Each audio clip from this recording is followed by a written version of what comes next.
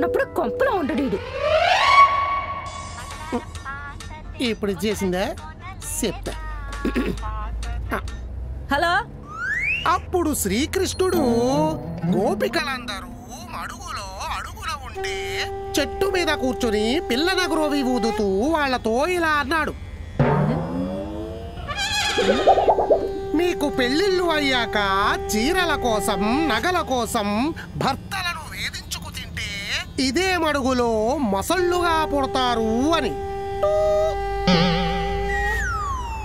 FM గాని వింటున్నాడా? మళ్ళా చేసిందా? ఇదే కరెక్ట్. హలో. వీధి కుక్కల స్వైర విహారం, పెళ్ళైన ఆడవాళ్ల పిక్కలే వాటికి ఆహారం. తాలిబొట్టు కాలిమెట్టు చూస్తే పిచ్చెక్కి రెచ్చిపోతున్న పిచ్చి కుక్కలు. గత జన్మలో మొగుళ్ళు ఈ జన్మలో కుక్కలుగా పుట్టి పెళ్ళాల మీద పగ తీర్చుకుంటున్నారని ప్రాథమిక విచారణలో తేలింది.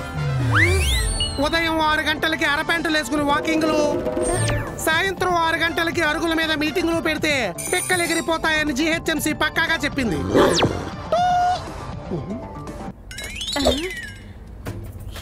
రాని చెప్తాను. శభాస్ రజీను, కాలేజీలో వేసిన ఎదవేశాలని ఇప్పుడు ఉపయోగపడుతున్నాయి. డ్రైవింగ్ లో ఉన్నప్పుడు డిస్టర్బ్ చేస్తారు డెప్ప మొహాలు.